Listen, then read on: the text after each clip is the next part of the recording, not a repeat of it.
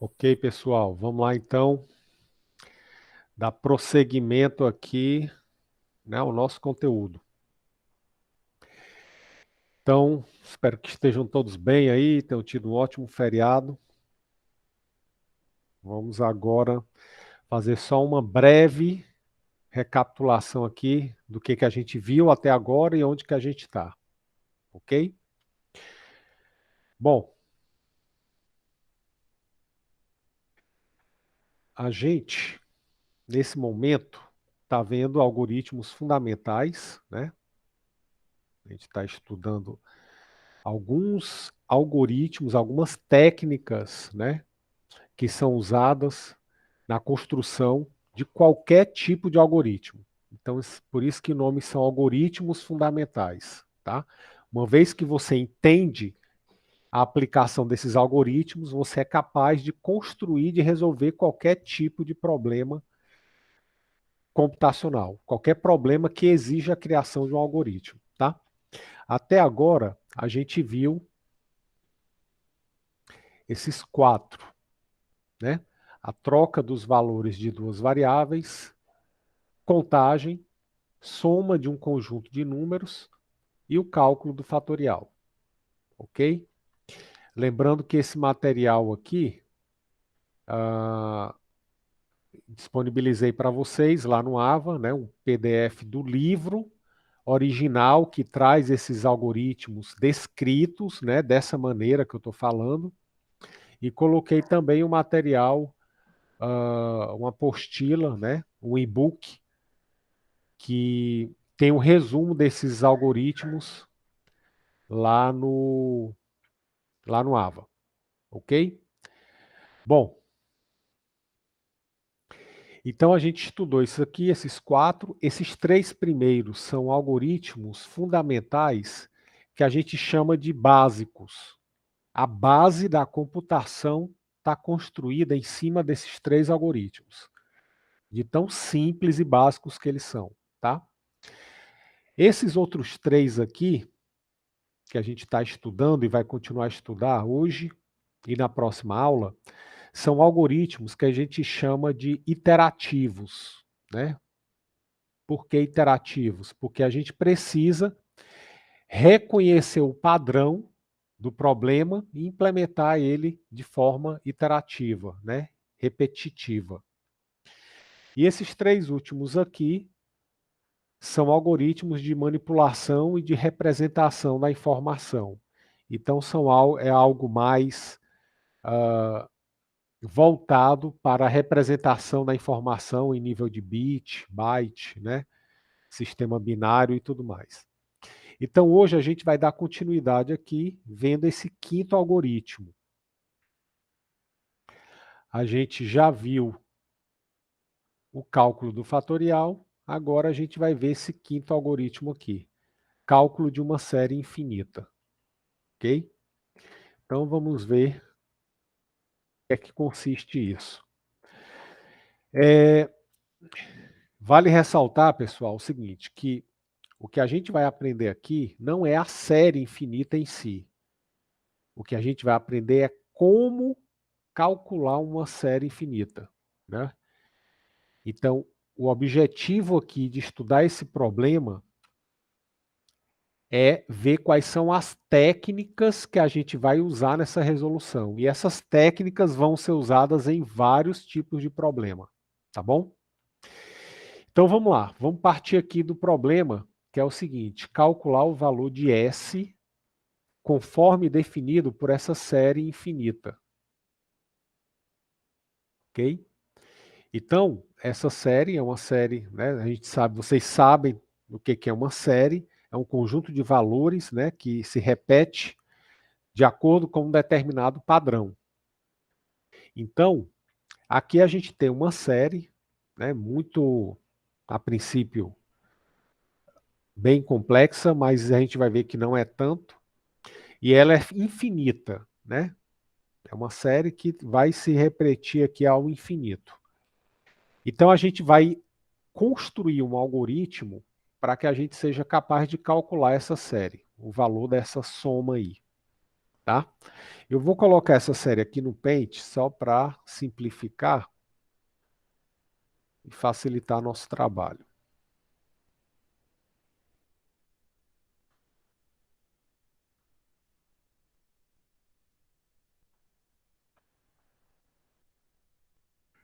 Então, a gente vai ter aqui número x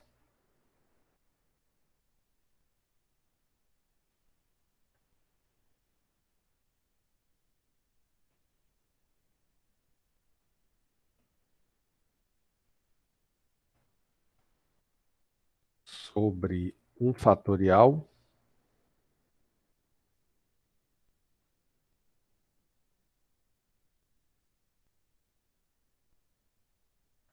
menos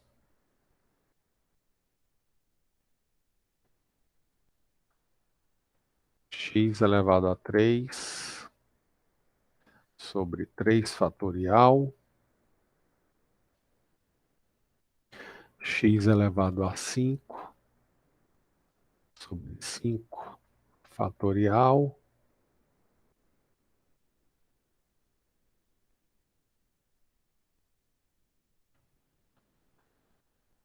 x elevado a 7 sobre 7 fatorial.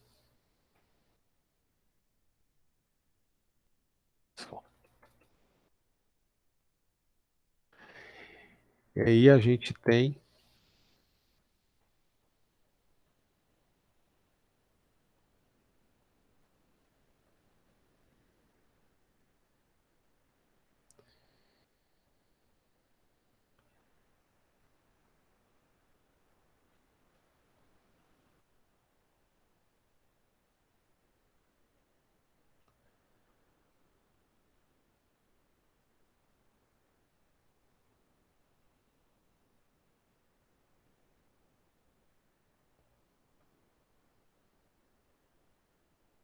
menos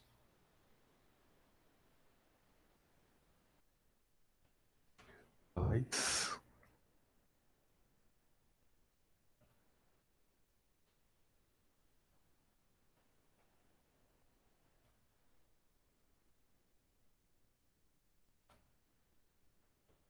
menos mais e vai até o infinito.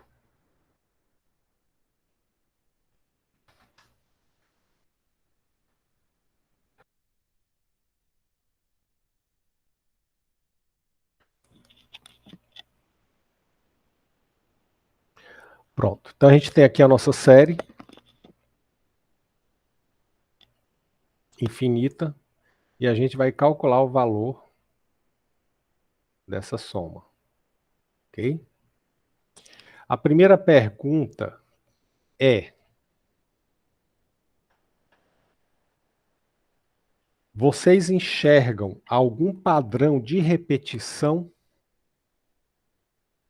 Então, todo problema, né, iterativo, ele possui um padrão de repetição.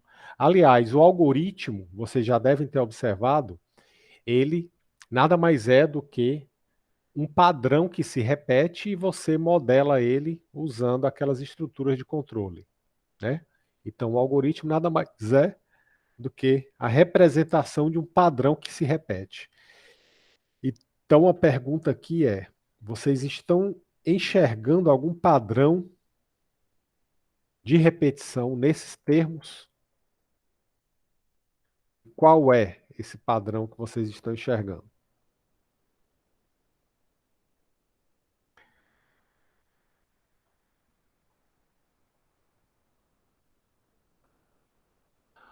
Um, 3, 5, 7 fatorial, número primo. Bom, vamos lá. Se eu fizer, vou fazer aqui uma pergunta. Qual seria o próximo termo dessa série?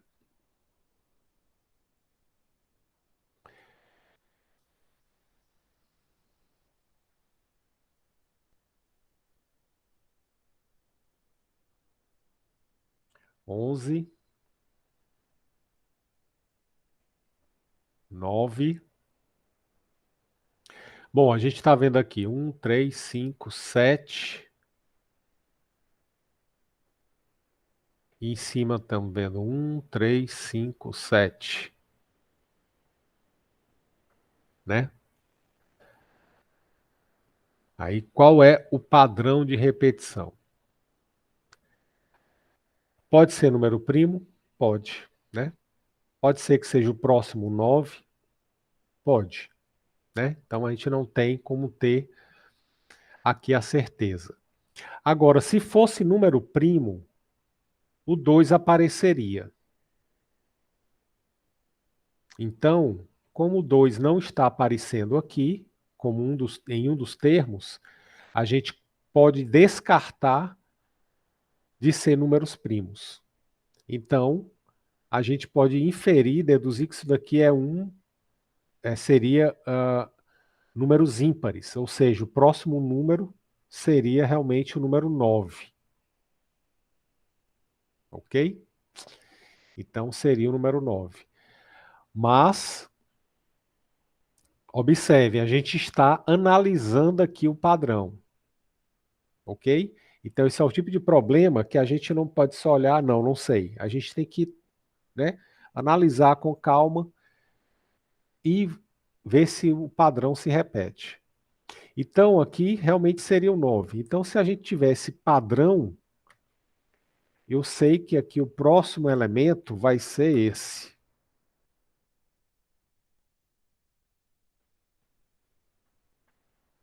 Vai ser esse aqui.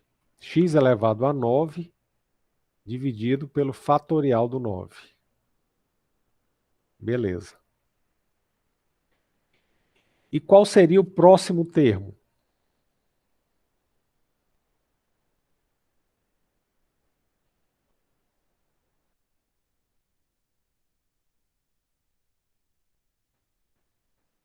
Qual seria, então? Seria o 11.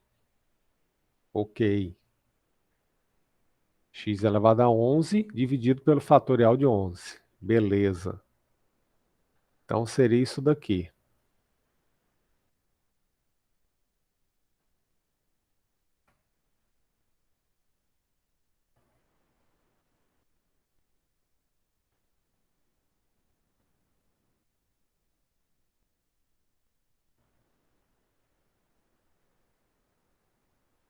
Beleza. Só que aí eu vou fazer uma pergunta. O sinal desse termo vai ser positivo ou negativo, já que a gente tem termos que são positivos e termos que são negativos? Negativo. Perfeito. Isso. Sinal de menos. Então, nesse nosso padrão aqui, a gente já encontrou o seguinte: o nosso termo geral, né, o nosso termo genérico, ele vai ser um número x, que eu não sei qual é, elevado a um número ímpar dividido pelo fatorial desse número ímpar. E esse número, ora vai ser positivo e ora vai ser negativo.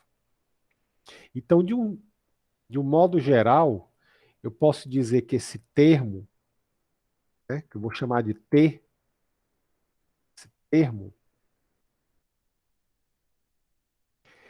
ele é x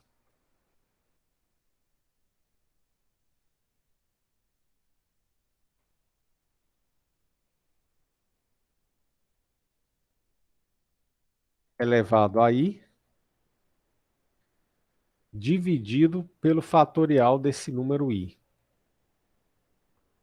Onde esse número i, ele é um número ímpar. Um número ímpar que vai começar, um número ímpar que vai começar de 1 e vai até o infinito, né? E vai até o infinito. Beleza.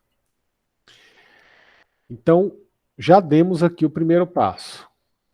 Encontramos um termo geral, genérico.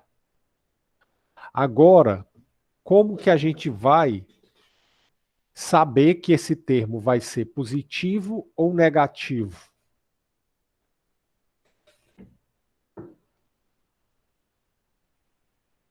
Agora vem o próximo passo. Como saber que ele é positivo?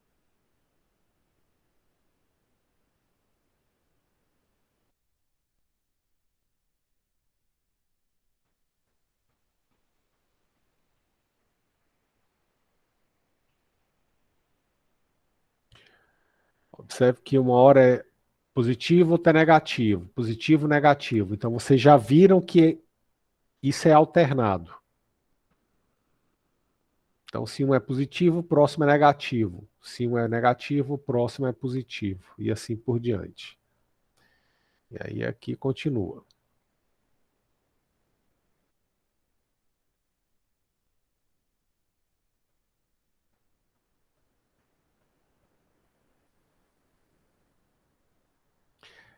A pergunta é: como é que eu sei que o termo, um determinado termo é positivo ou negativo? Então, o Sávio está dizendo aí, se a posição dele na soma for ímpar, ele é positivo. Então, vamos ver aqui. Ele está dizendo para a gente ir pela posição, né? Então, vou colocar aqui. Essa aqui é a posição número 1.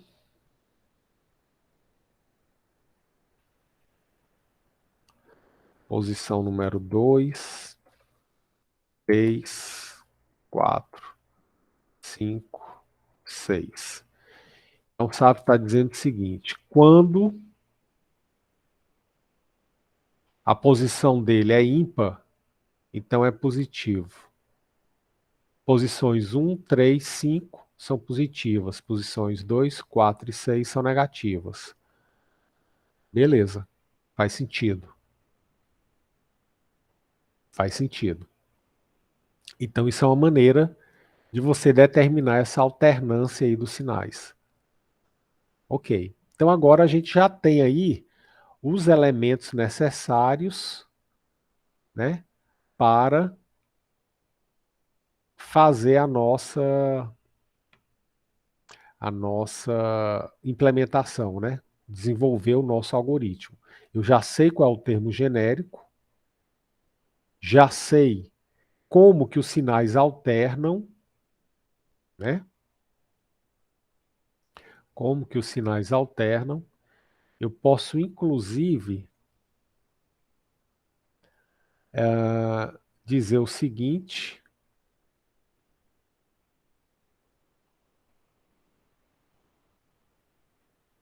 eu posso representar isso daqui da seguinte maneira.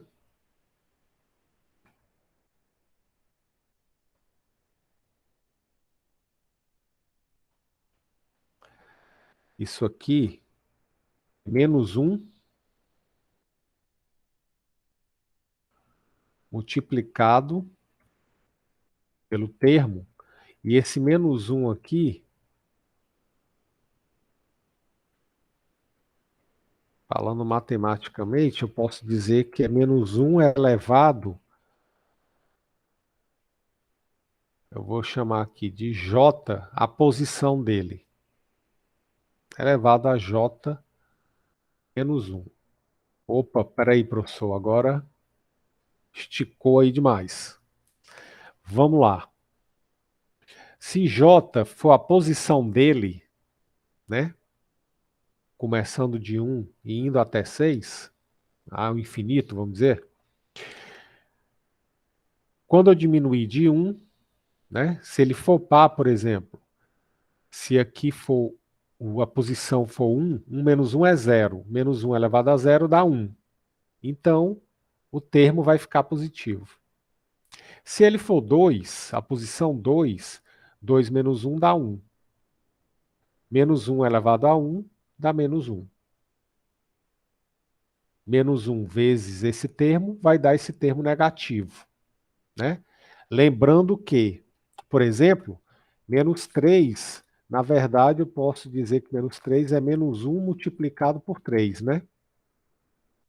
E posso dizer que o 3, ele é 1 multiplicado por 3. Isso aí que a gente vai usar. O sinal do termo significa que ele, né, está sendo multiplicado por menos 1. Então, de acordo com a posição, se a posição é par, ele vai ficar positivo. Desculpa, se a posição é par, ele vai ficar ímpar. Ele vai ficar negativo. Se a posição é ímpar, ele vai ficar positivo.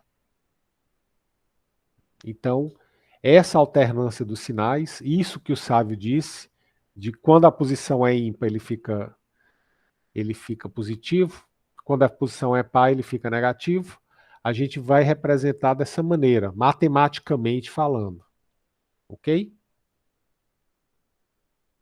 Pronto. Então, eu tenho, né, os elementos necessários para desenvolver esse algoritmo.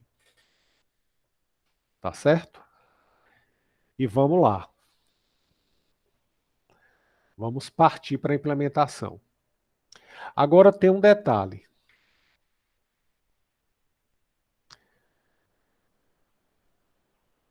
Alguém está sentindo falta de alguma coisa, achando alguma coisa esquisito, alguma dúvida?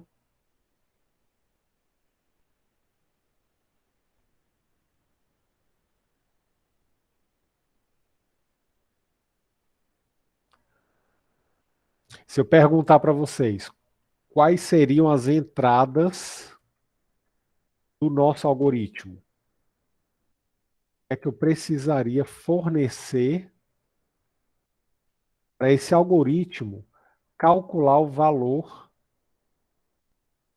de S. Eu sei que a saída,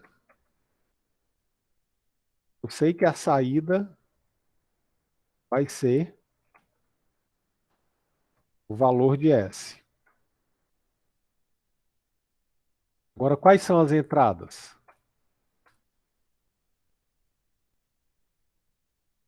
Que valores eu preciso fornecer para eu ter um resultado final nessa soma?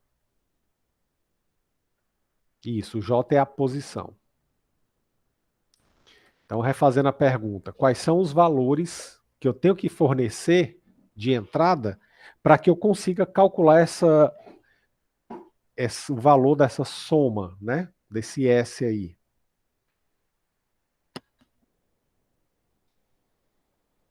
Porque vocês já devem ter percebido que isso daqui, na verdade, é uma soma, né? Embora eu tenha um termo positivo, negativo, no final das contas, isso é uma soma. Por exemplo, 5 menos 3, isso daqui, na verdade, é 5 mais menos 3. Tá? Então, uma subtração, na verdade, ela é uma adição, né? Onde o número que eu estou somando é um número negativo. Né? Pode ser representado com um número negativo. Então, esse S, na verdade, é um somatório. Eu estou somando vários termos. Agora, alguns termos vão ser negativos, outros vão ser positivos. E aí acaba se transformando numa subtração. Ok? Beleza. Está faltando a entrada para o valor de x, exatamente. Então, uma das coisas que eu preciso é informar o valor de x. Fundamental. Como é que eu vou calcular esse valor aqui, né? X sobre 1 fatorial, x elevado a 3 sobre 3 fatorial, se eu não sei quem é x. Né? Lembrando que esse primeiro termo aqui, eu posso enxergar assim, ó, x elevado a 1, né? Só para ficar o padrão mesmo. Pronto. Temos um valor de x como entrada. Algo mais que eu vou precisar? para calcular o S?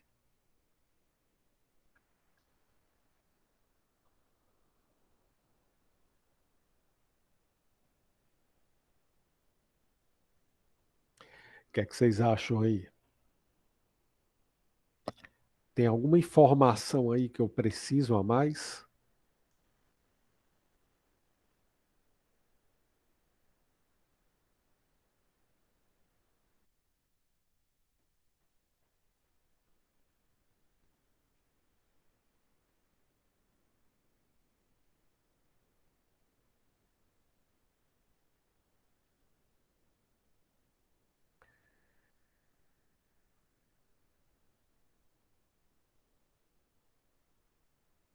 Isso, se for uma soma infinita, já dá. Só que aí vem o seguinte questionamento. Se a soma é infinita, quando é que eu vou parar? Porque eu só vou ter o valor final na hora que eu parar de fazer as somas, né? Então, depois do x elevado a 11, vem x elevado a 13, depois x elevado a 15, x elevado a 17, a 19, a 21. Quando é que eu vou parar para eu poder ter esse valor final?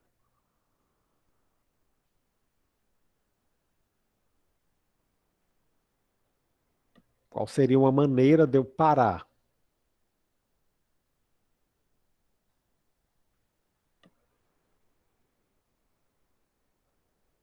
Porque se a soma é infinita,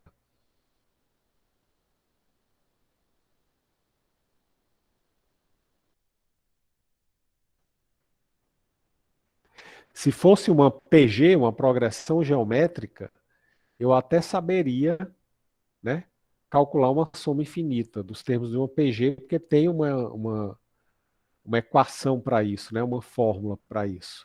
Mas isso aqui, ele não é uma PG finita, infinita, aliás,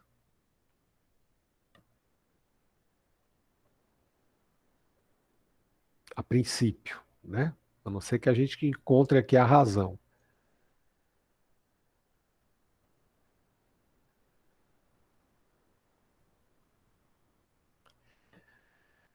Mas do jeito que está aqui, eu tenho uma soma infinita.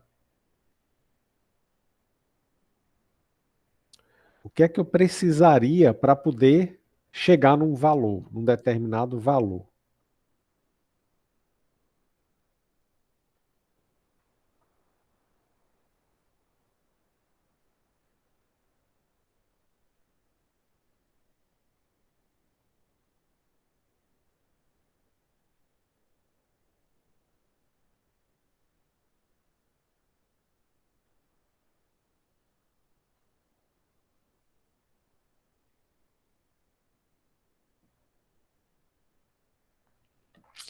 Alguma ideia aí, pessoal?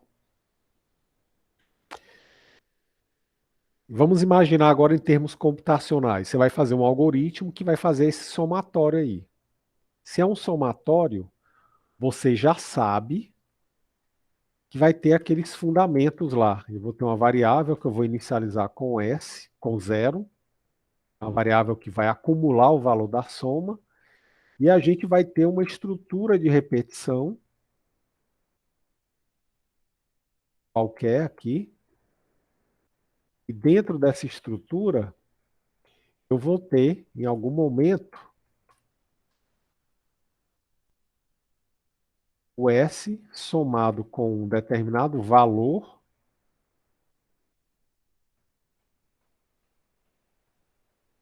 com um número qualquer,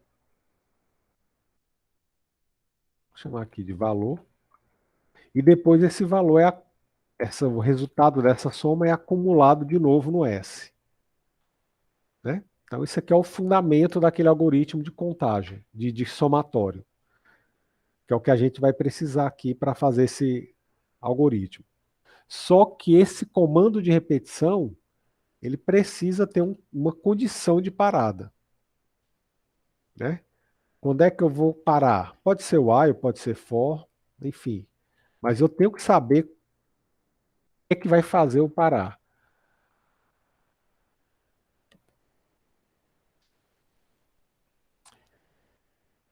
que é que vocês sugerem que a gente use para parar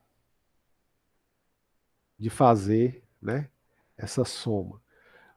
Porque aqui o que é que a gente vai ter? Eu vou calcular aqui o termo, o que a gente vai fazer é isso, eu vou calcular o termo, o valor aqui do termo, aqui, e aí eu vou somar esse valor do termo ao S. Vou ter aqui esse fundamento. Antes da gente colocar aqui o termo, a minha pergunta é: quantas, quando é que eu vou parar de fazer isso, de calcular um termo e somar com a variável S?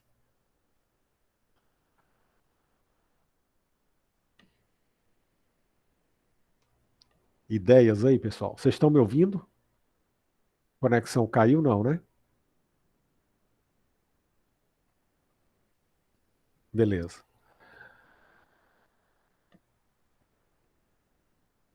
beleza. Então, o que é que eu preciso? Porque veja bem, se eu ficar aqui nesse while true, vamos supor que eu use o while true, um loop infinito. E aí vou ficar calculando infinitos termos e somando nessa variável. O que é que vai acontecer? Vou ficar preso nessa repetição. Nunca vou sair dela e nunca vou fornecer aqui fora o valor. Nunca vou conseguir aqui fora dizer qual é o valor desse S.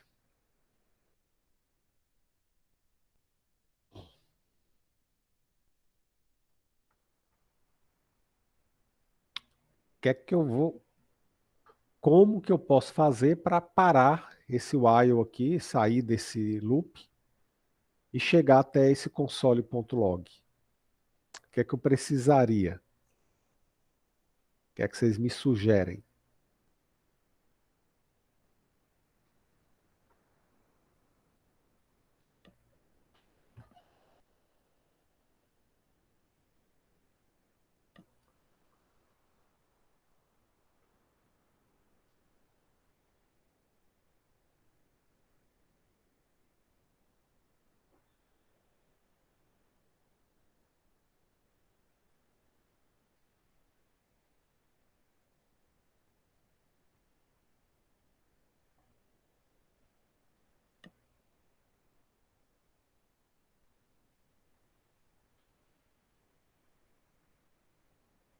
Vou dar uma dica, é algo muito simples, bem óbvio, não é nada muito sofisticado.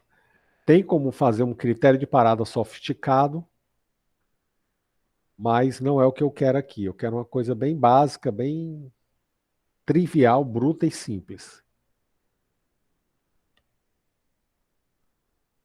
Negócio que resolve.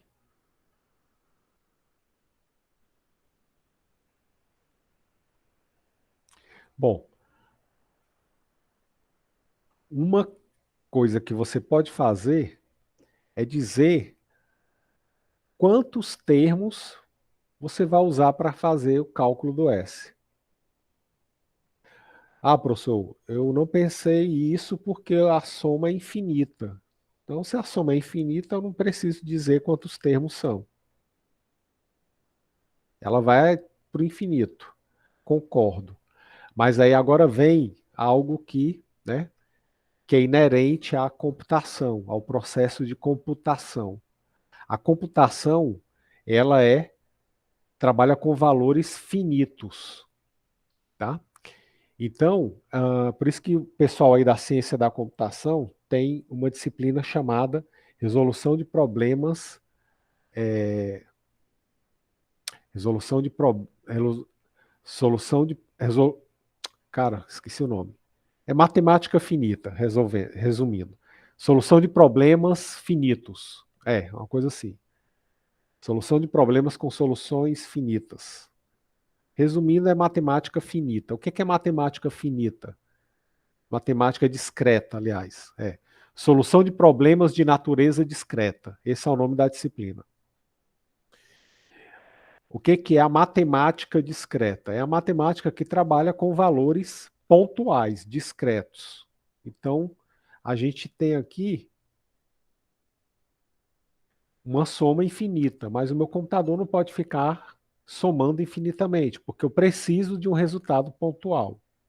Diferentemente, né, da matemática real, né, a matemática que usa os números reais, você tem infinitos números, né, dentro de um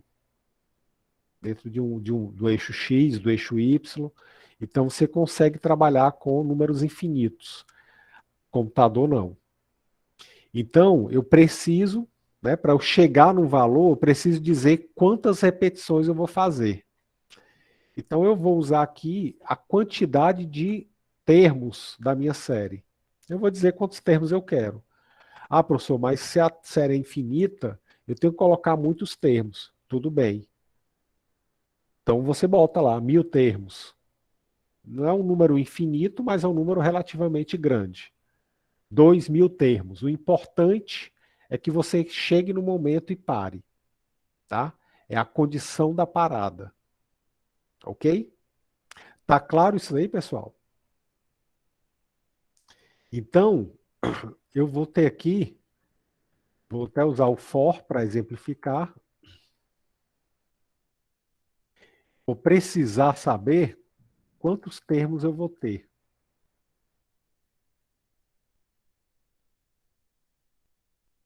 Então, eu vou ter aqui uma repetição. Isso aqui vai se repetir N vezes, tá? Vou botar aqui maiúsculo. Então, a outra entrada vai ser a quantidade de termos. Vou chamar aqui de N. Então, basicamente, o nosso algoritmo vai se resumir a isso. Ele vai ter essa entrada, essas entradas, o valor de x e a quantidade de termos que eu vou usar para fazer a soma, e vou ter uma saída, que é o valor do S. A base do meu algoritmo vai ser essa daqui. O fundamento lá da somatória, né?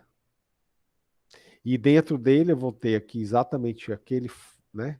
S recebe S mais um valor, e esse valor aqui que eu vou calcular é o termo. É cada um desses termos aqui. Tá? Até aqui, tá claro, pessoal? Essa questão da necessidade de ter a quantidade de termos, beleza. Eu até poderia usar uma maneira mais sofisticada, mas não vem ao caso aqui nessa disciplina, mas existe uma maneira mais sofisticada em que ele detecta que já pode parar de fazer a soma, que os valores já não tem mais, já não vão mais influenciar no resultado final. O número vai ser tão pequeno que eu vou somar que não vai nem mudar o valor final. Aí ele para o algoritmo, tá? Mas eu não vou fazer isso. Vamos trabalhar com um valor determinado. Essa questão aqui é até interessante, né? Vou abrir aqui um parênteses para falar disso daqui. Eu preciso, num comando de repetição, saber, né, que eu vou alcançar essa condição de parada. Tá? Tem um filme que ilustra isso muito bem, que é o Jogo da Imitação. Tá? Não sei se vocês já assistiram. Quem não assistiu, eu sugiro assistir, principalmente quem for aí da computação, né? Pessoal da ciência da computação, do ADS, engenharia de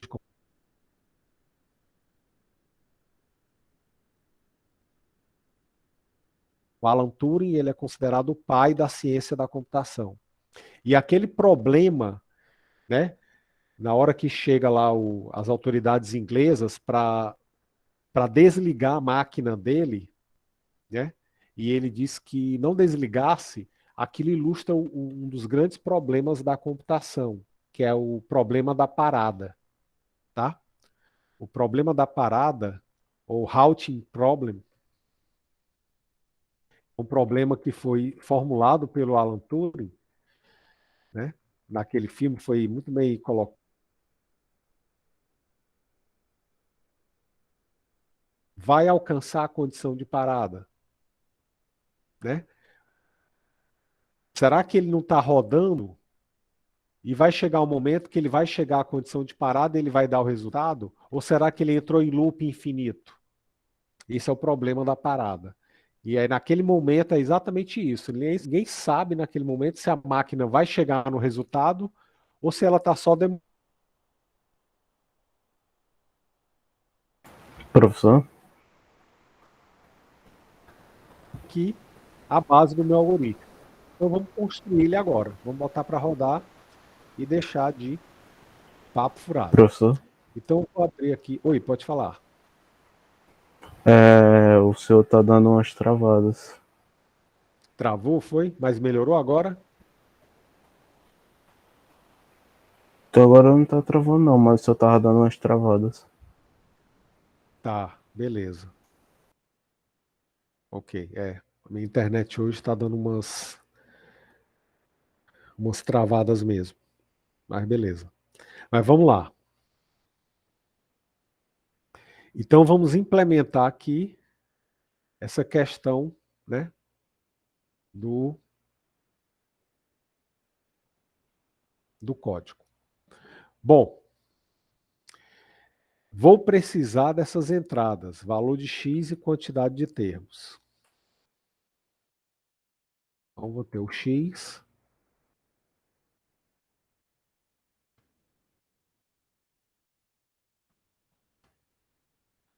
X, ele pode ser um número real, né, um número double. Então vou usar aqui um passe float.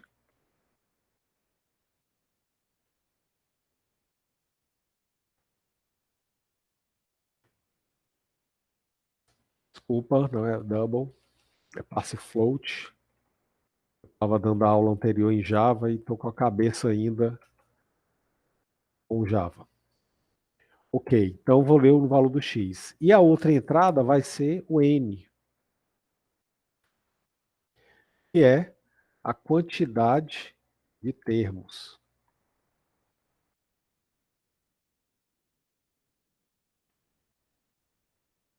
Isso aqui é um número inteiro. Beleza. A minha saída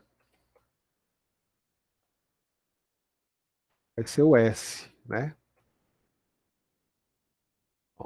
E aqui vamos fazer aí o corpo do nosso programa, né? Do nosso algoritmo.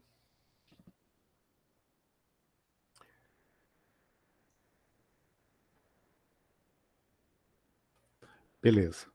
Bom, a gente sabe já que é um somatório, então vou ter esse corpo aqui, ó, né? O fundamento do somatório. Então, vou ter uma variável s, que vai ser inicializada com 0.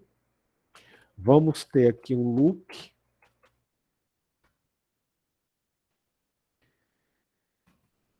que vai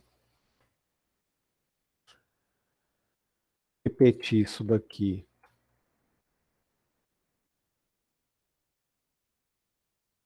n vezes.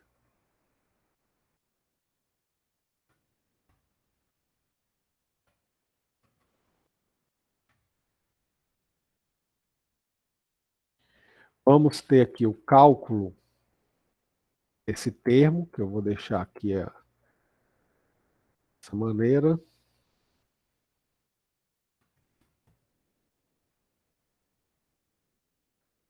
E vamos ter S recebe S somado com o termo.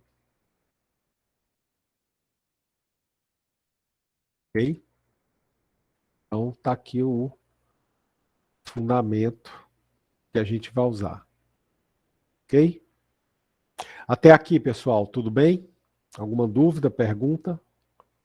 E professor, Oi, Gabriel.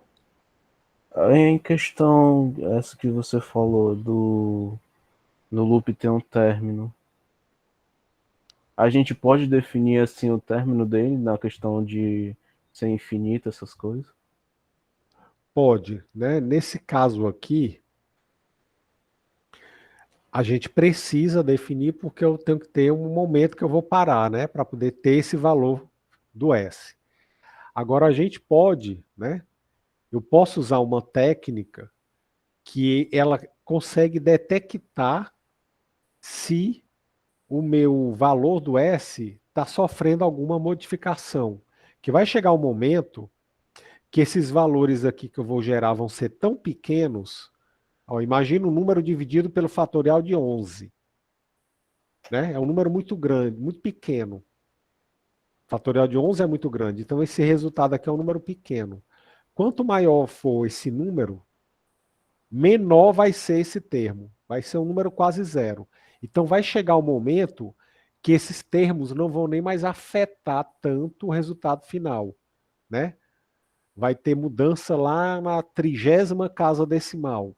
Então, vai ser uma mudança que não vai influenciar tanto. Aí, quando você detectar isso, você pode parar.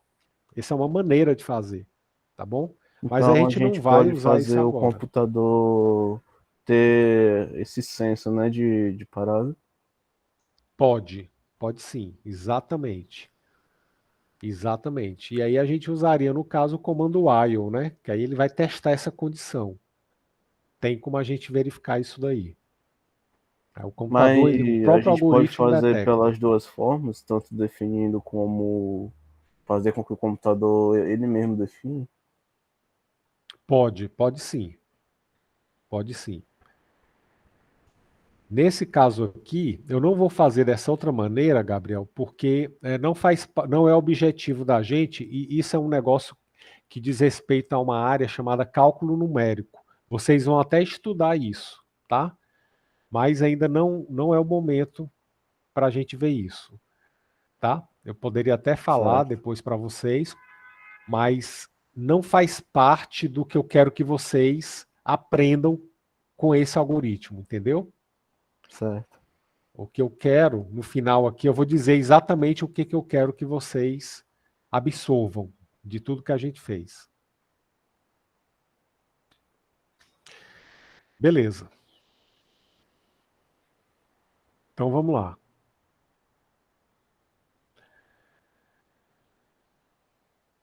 Então agora vem a pergunta: como é que eu calculo o termo? Bom, a gente já sabe quem é o termo. Nosso termo é isso daqui, ó.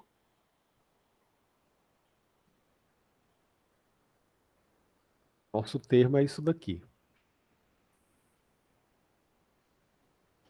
né? Eu vou ter, na verdade, aqui,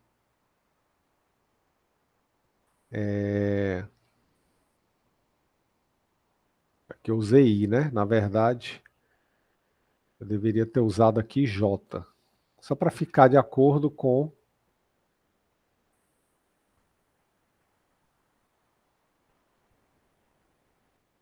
Isso pode dar um erro, não, ter colocado i. Eu vou só colocar aqui.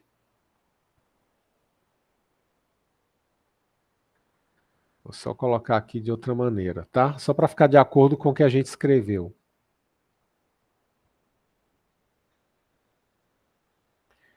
Eu vou chamar aqui de J.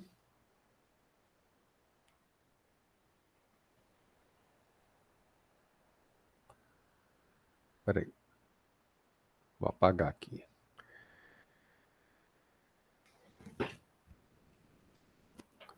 Então, J, vou começar aqui de 1, só para ficar de acordo, né?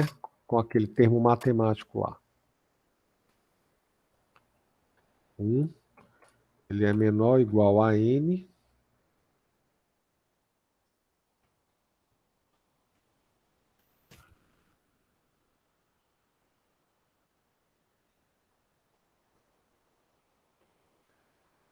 J mais mais.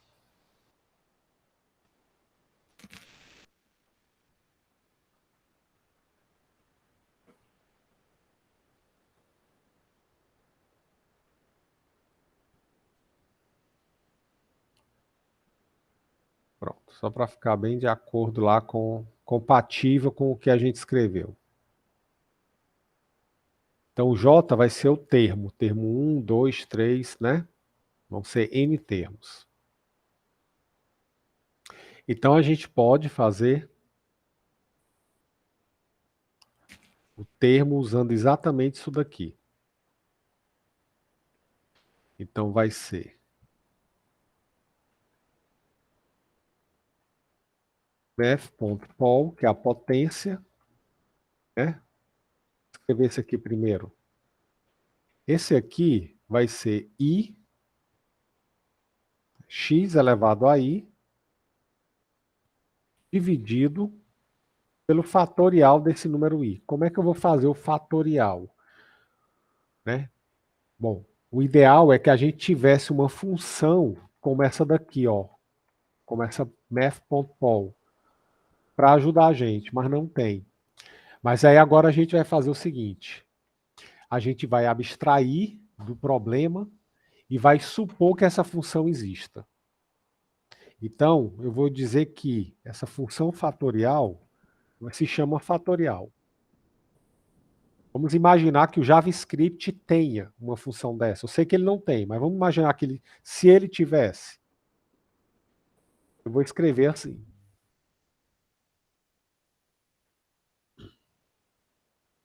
Math.pol, x elevado a i, né? Dividido pelo fatorial do i. Beleza. Professor, mas essa função não existe.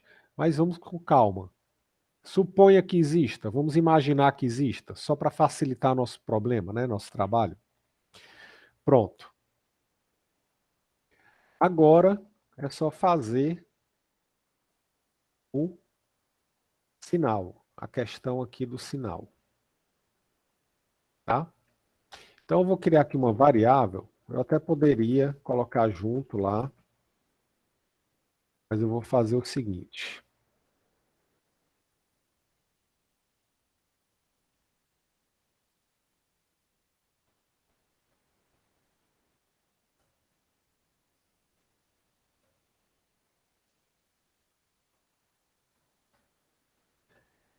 Eu vou dizer que o sinal vai ser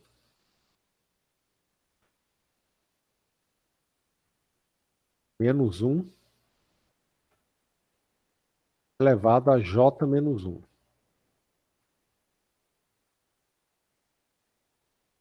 O número que vai dizer o sinal, né? Uma hora ele vai ser 1, outra hora ele é menos 1. Uma hora é 1, uma hora é menos 1. Vai ficar alternando. Ok? E aqui é j. Vou botar aqui como j. E aqui começando do 1, indo até o n. Agora temos o i. Esse i, ele é um número que começa de 1 e vai aumentando de 2 em 2. Então, quando eu entrar aqui nesse loop,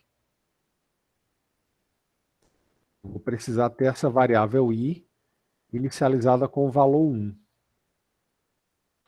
Depois que eu fizer esse cálculo aqui e jogar na soma, eu vou fazer o quê? Eu vou fazer o i receber i mais 2. Ele passar para o próximo número, que no caso vai ser 3. Aí na próxima vez que eu entrar aqui, que eu executar esse comando, o i vai ser 3. Aí ele executa isso, e agora o i passa para 5. Aí ele volta, aí agora o i agora é 5. E aí vai ficando de 2 em 2. Pronto.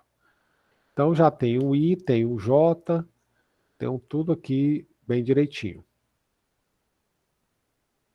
Nos resta agora... aí aqui eu vou ter sinal multiplicado pelo termo, né? Uma hora ele é 1, outra hora é menos 1. 1 menos 1, 1 menos 1. E por aí vai. Ok? Pronto.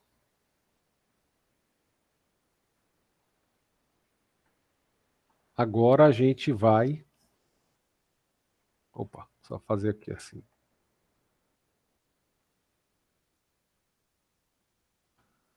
Vou botar aqui. sinal multiplicado. Aí o meu termo é o sinal lá, que ou é 1 ou é menos 1, multiplicado pelo x elevado a i dividido pelo fatorial. Beleza. Agora a gente precisa, para poder isso aqui funcionar, o que é que a gente precisa? Que essa O senhor função não fatorial poderia criar uma exista. função, não, professor? Pronto, exatamente. Eu preciso que essa função exista. Então agora a gente vai criar essa função. Então agora vocês vão ver um caso bem prático, onde a função ela é bastante útil, né? Então vou criar aqui a função, vou chamar aqui minha function fatorial. Essa função ela vai receber um valor, ó, eu vou passar um valor para ela, né? Então ela vai receber um valor, que eu vou chamar de n, e aqui dentro eu vou fazer o cálculo do fatorial desse número n. E vou retornar esse valor lá para onde essa função aqui ela é chamada. Ó. Ela é chamada bem aqui, executada bem aqui. Tá bom? Então, isso aqui, eu vou chamar aqui, isso aqui é o meu algoritmo principal. Tá bom? Abaixo é o meu algoritmo principal. Isso daqui vai ser um auxiliar, né?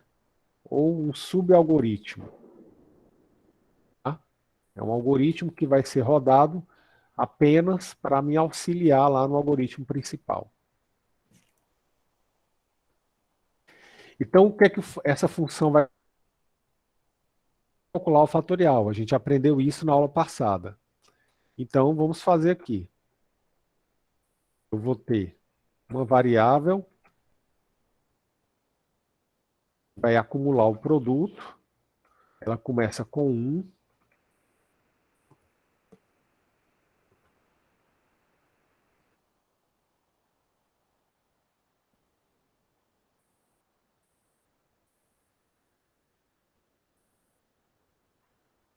vai existir dentro.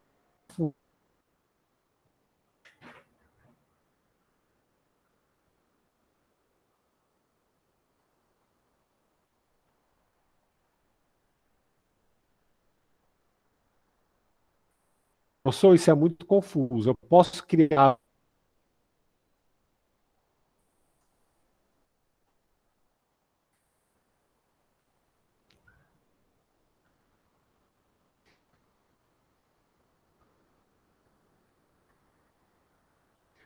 Tá?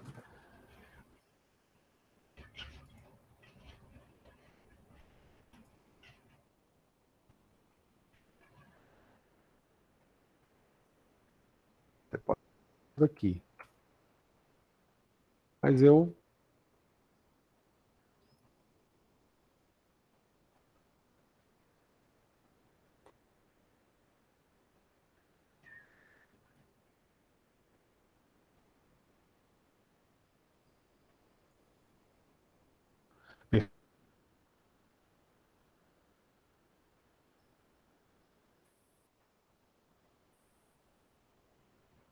Vocês estão me ouvindo?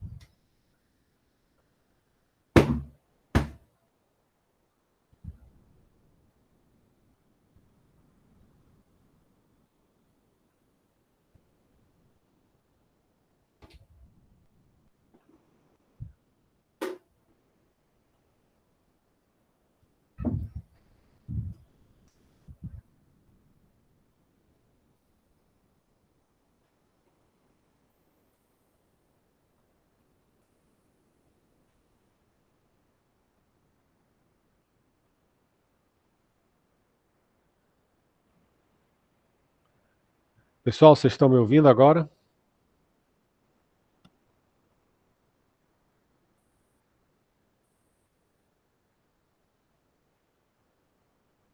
Beleza.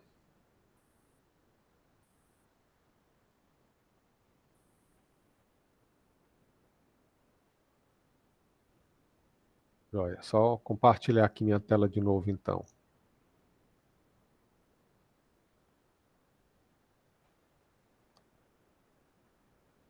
A internet hoje está complicada.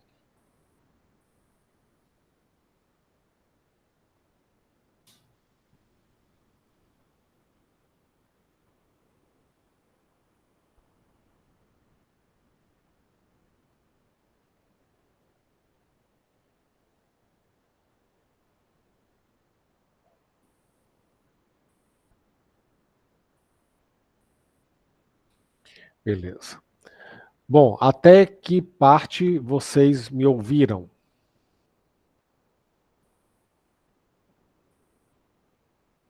Eu já estava criando aqui essa função fatorial. Beleza.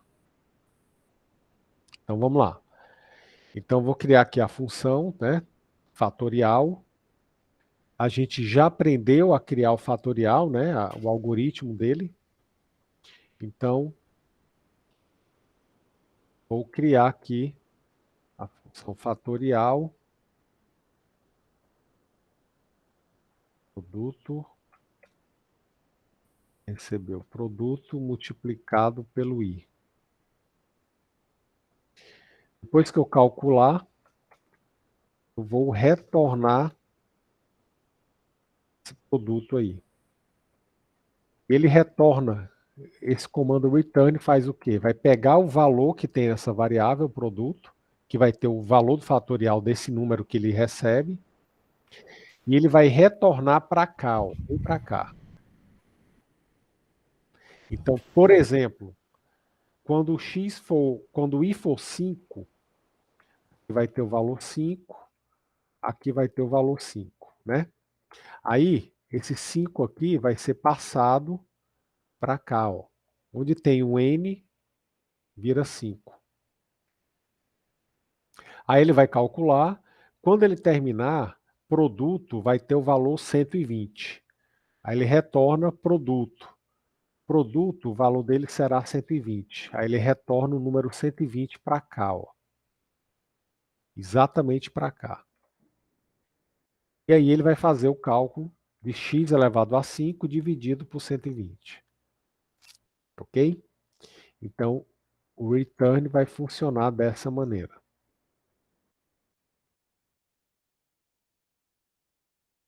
Bom, então temos agora a nossa função fatorial criada, né? Pronta para ser usada. Lembrando que esse aqui é o algoritmo que a gente fez na aula passada, cálculo do fatorial. Tá? Professor, eu posso usar produto asterisco igual i? Posso usar sim? Pode. A mesma coisa, tá? Fique à vontade para usar essa forma reduzida. Não tem problema nenhum. Eu coloco da forma estendida, tradicional, clássica, para ficar claro aí para vocês, tá bom? A operação que está envolvendo. Então pronto, então já temos a nossa função fatorial, que vai ser a função que vai auxiliar a gente aqui, ó, para calcular o fatorial do número. Já temos aqui o nosso sinal sendo calculado. Perfeito. Agora só nos resta executar. Vamos executar e ver no que aqui vai dar. Então, o valor de x, eu vou botar 3.14159. Quantidade de termos, eu vou botar aqui 5 termos. Não, vou botar 4 termos, né? São esses 4 aqui, só para ver o que vai acontecer.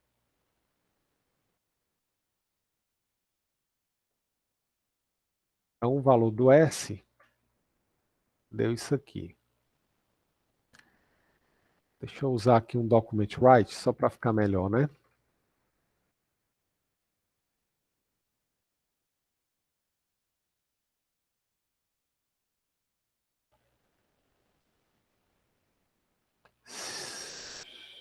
Três ponto 14.15.9. 4 termos. Pronto. Esse aqui é o valor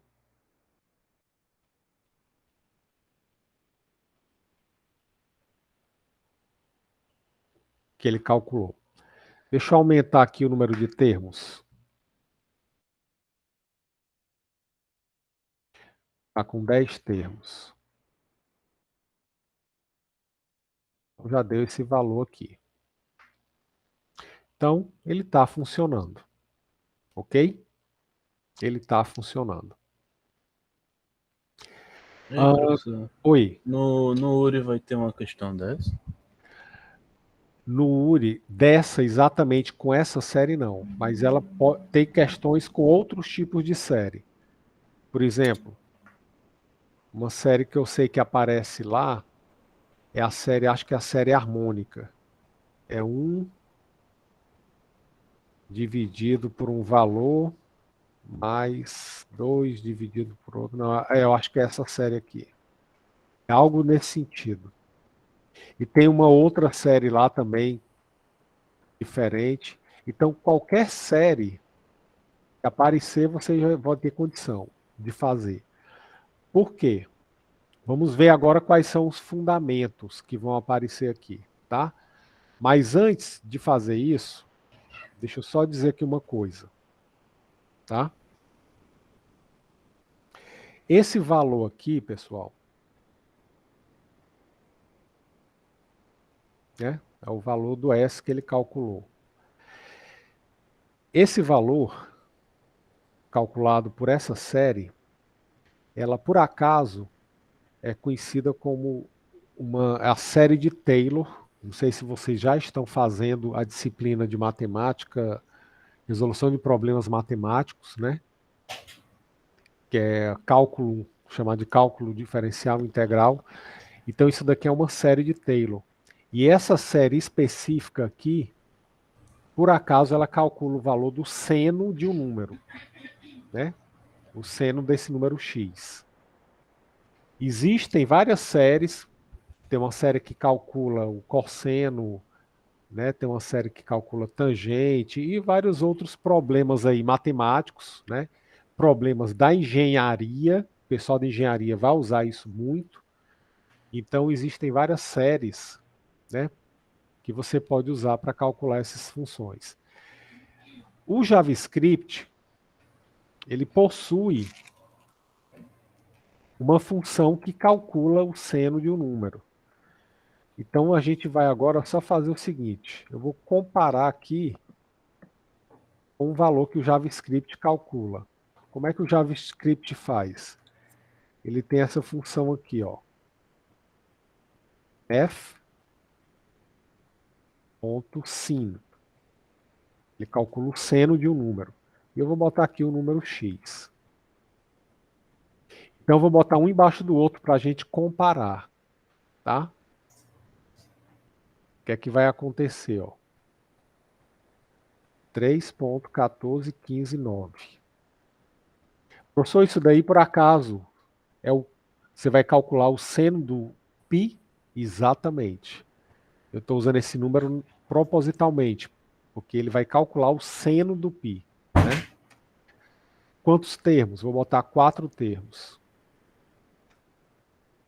Pronto. Então, com 4 termos, a gente sabe que o seno do π é zero. Então, com 4 termos, deu isso aqui, ó. O valor que o JavaScript calculou foi esse. Vamos aumentar o número de termos para ver o que é que vai acontecer. Só tem alguém aí com o microfone ligado. Pedi só para desligar. Está dando uma interferência aí. Vou botar 6 termos. Observe que agora já está começando a aparecer mais zeros aqui, ó. Vamos botar com 10 termos, só para finalizar. 10 termos. Bem, com 10 termos, já está ficando bem próximo do valor que o JavaScript está calculando. Estou tendo a mesma precisão até aqui, ó, como está batendo. Então, quanto mais termos eu coloco, mais esse valor vai ficando preciso. Tá? Quanto mais termos eu vou usar, mais esse valor vai ficar preciso. Com 20 termos, ó, já consegui até aqui, ó, bater. Então, o que acontece? Essa série ela é usada para calcular, implementar vários tipos de função. Tá? Professor, mas para que eu vou aprender isso se o JavaScript já tem uma função que faz exatamente isso? A resposta é, aí eu vou dar essa resposta para o pessoal da computação, né? Que essa disciplina é da computação. A resposta é a seguinte: essa função ela não apareceu do nada, né? Alguém, né, com a Alguém formação em construiu ciência ela. da computação construiu ela. E o que foi que ele usou para construir? Usou exatamente esse algoritmo que a gente está fazendo. Só que lá ele não está usando um número de termos determinado. Lá ele está usando o que eu falei ali para o Gabriel. Ele usa aquela técnica que ele detecta se já chegou num valor, né, que não tem mais para onde melhorar. Aí ele para. Tá certo? Mas a lógica por trás dessa math.sim é exatamente esse algoritmo. Ok? É a mesma coisa que calculadora, professor. Tipo, calculadora facilitou a vida, facilitou, mas para poder ela fazer os cálculos, alguém teve que ter construído ela com base em alguma coisa, não? Exatamente, cara. Exatamente. Uma calculadora, ela é um computador que tem lá dentro alguns algoritmos para fazer todos aqueles cálculos, né? Então, quando você calcula o seno, tem uma calculadora científica, né? Manda calcular o seno, o cosseno, tudo são algoritmos que estão armazenados lá dentro, né? E aí esses algoritmos foram desenvolvidos por alguém. Beleza? Bom, então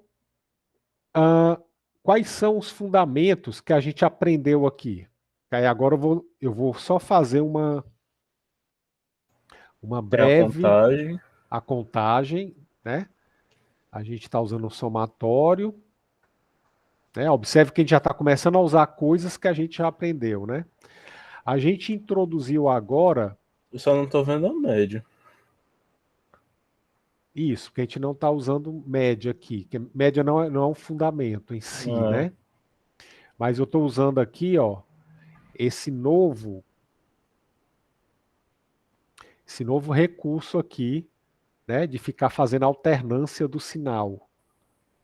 Eu estou trocar a fazendo variável que o senhor diz. isso, trocando esse sinal aqui, ó. Tá? Nem toda série vai ter essa troca de sinal. Mas quando tiver, a gente já sabe como proceder. Ok? Estamos usando aqui função, né? Uma funçãozinha. Nem toda série vai precisar disso, mas vai ter série que vai precisar, né? Estamos usando aqui o pol, né? E com relação a esse sinal especificamente, tem uma maneira mais simples ainda de fazer, que aí é o que eu quero realmente introduzir aqui para vocês. A gente pode simplificar isso daqui da seguinte maneira. Eu posso começar o sinal com um valor igual a 1.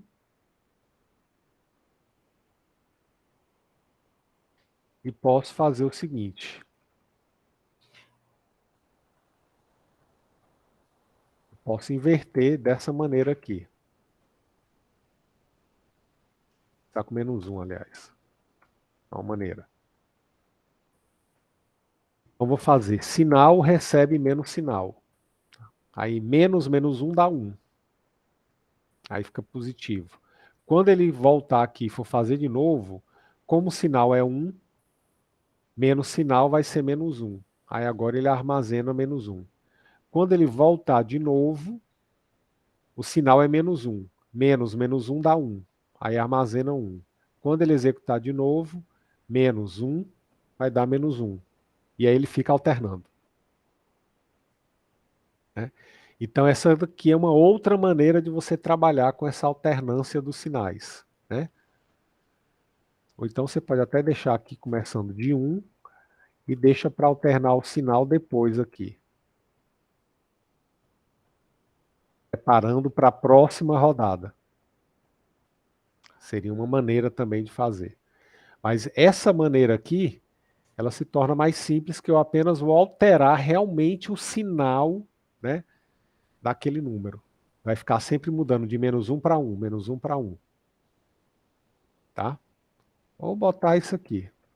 Dá no mesmo. Ficou claro aí, pessoal?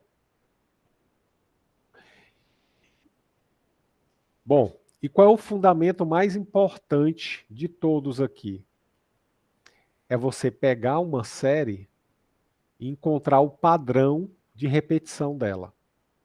A gente encontrou aqui o padrão, ó. O padrão de repetição é esse aqui. Você consegue, a partir dos dados que você tem, você consegue deduzir qual é o próximo. Então, esse é o grande fundamento da série. Então, as séries que tem lá na lista do URI, pessoal, vão ser séries bem mais simples que essa. Mas vocês vão ter que fazer esse exercício. Vão olhar para ela e vão pensar o padrão que ela está obedecendo e descobrir quem seria o próximo. E aí você, a partir desse padrão que você identificou, você coloca aqui, ó, dentro do teu algoritmo. Beleza? Ficou claro? Beleza, Marcelo? Até. Ok. Bom, então é isso. Então, com isso a gente viu o algoritmo número 5, que é a série infinita. Próxima aula a gente vai continuar vendo aí outros algoritmos, tá? A gente vai ver a sequência de Fibonacci, que é inclusive um dos exercícios lá da lista do URI. Ok? Alguma dúvida, perguntas? Eu tenho uma pergunta, professor, mas não é muito relacionado a isso. É em relação a como tirar uma média lá da segunda, como é que é a segunda atividade do URI. Eu A tava média é esperando a, só um tempinho para, como é que é, para o senhor terminar de explicar a matéria para ver se o senhor podia me ajudar. é a segunda questão dessa lista, né? É, Pronto. Então aqui, Gabriel, é o seguinte, cara. porque assim, ela pega a primeira questão, a única coisa que ela pede é a média, só que a minha média tá dando errado porque eu não sei como botar exatamente os valores positivos, todos os valores positivos para calcular a média deles. Eu não sei como exatamente colocar.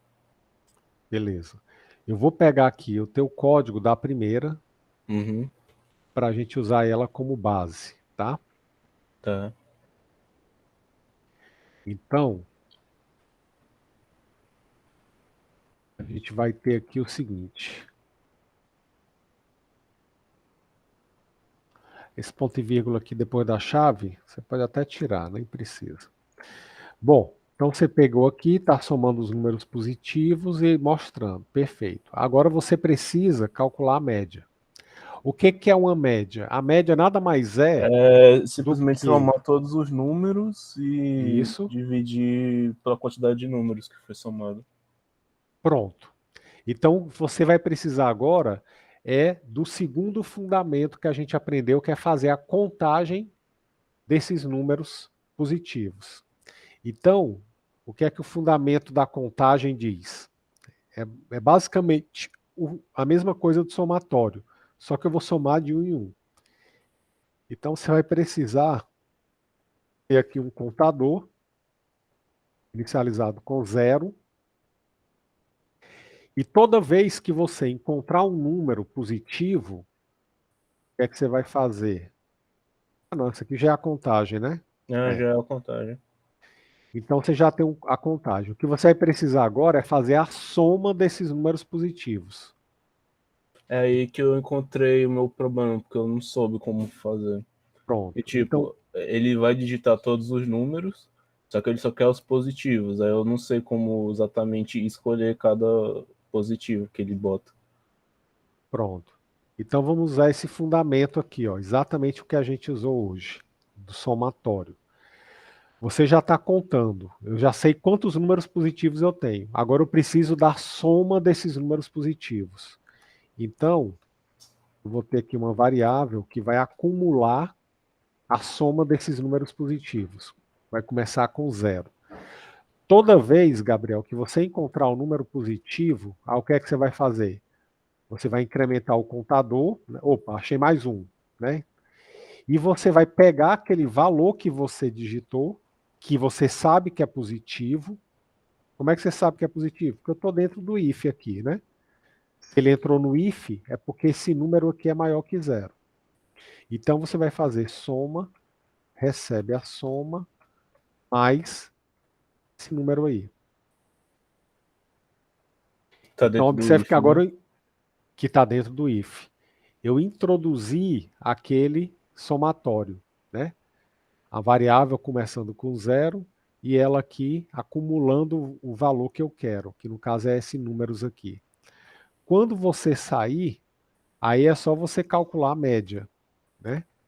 Você já tem os dois componentes da média. Você tem o soma e você tem a quantidade de números que você somou. E aí agora você já tem a média. É só Então colocar você uniu aí o os outro dois fundamentos. console e colocar a média, né? Isso, exatamente. Aí tu tem que tomar só cuidado, que eu acho que ele pede Ele pede um números. dígito, sempre Como com é um que é? dígito após o ponto. É, E aí pronto. Fazendo isso daí, cara, aí você fecha essa questão. beleza. Beleza? Joia. Mais alguma dúvida?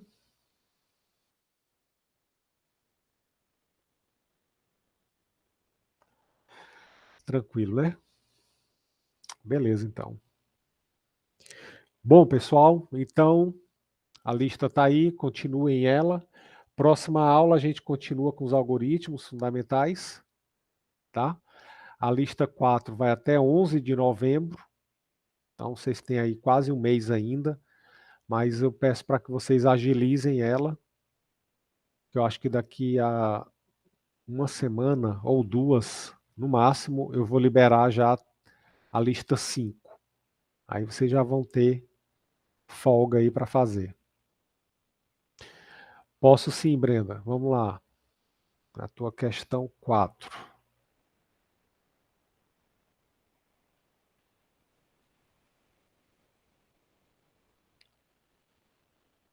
Pares e ímpares. Então você vai ler 5 valores inteiros, vai mostrar quantos são pares, quantos são ímpares, quantos são positivos e quantos são negativos. Beleza. Vou pegar aqui esse teu código.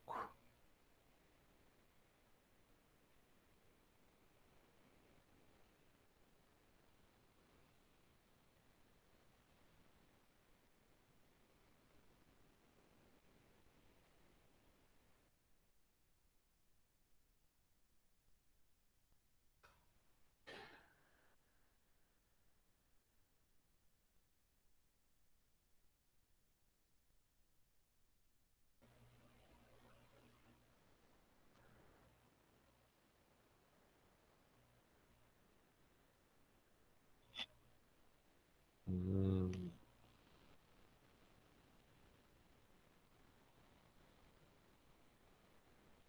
que aqui, na verdade,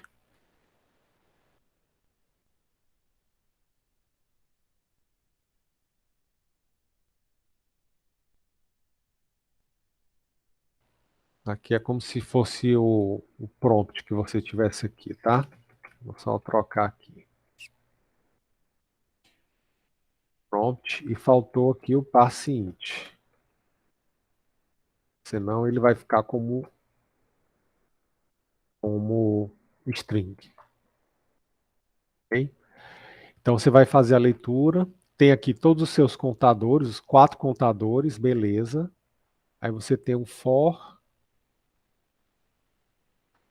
Aí aqui você está trabalhando. Aqui tu tá usando aqui comandos do Node.js. Aí você já está usando aquela leitura como um vetor. Não é interessante fazer isso nesse momento, tá? Porque a gente ainda não viu vetores. Como ele disse que são 5 valores, então você pode deixar aqui, né? 5. Então vai de 0 a 4. Aí você vai. Você está usando vetor aqui. Não é uma boa ideia. Sugiro que você faça o seguinte. Nesse momento, não, tá? Você vai. Deixa essa variável num aqui, criada, beleza. Aí você vai ler 5 números. Então você vai ter uma estrutura de repetição que vai de 0 até 4, né? Aqui, faltando esse ponto e vírgula. Você vai fazer o quê? Você vai ler o número. Aí você vai testar aqui se aquele número ele é par. Se for par, o contador de par vai incrementar. Se for um ímpar, o contador ímpar que incrementa. Beleza. E depois você vai testar se aquele número que você leu é positivo, depois se aquele número ele é negativo. E no final você vai exibir os valores.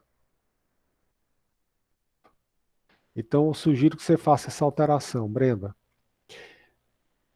Tá? Leia o número dentro do for, já que você sabe quantos elementos são, bota aqui 5. Aí lê ele aqui dentro. Lê e testa o número, se ele é par, ímpar, positivo ou negativo. Quando ele chegar aqui no final do for, ele vai voltar e vai repetir aqui. Incrementa o i, né? E aí repete esses comandos aqui de novo. Aí ele terminou, ele volta para cá, incrementa o i, e aí continua repetindo isso daqui. Então ele vai ler e testa, lê e testa, lê e testa. E vai incrementando. Quando ele fizer isso aqui 5 vezes, aí você vai ter essas variáveis aqui com os valores, né, das contagens. E aí vai funcionar. Beleza?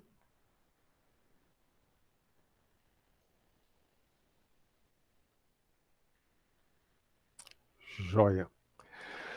Ok, pessoal. Isso, Gutierre. A lista 4 vai até dia 11 de novembro. Isso mesmo. Ok, então, pessoal. Então vamos finalizar aqui. Vamos para o horário F.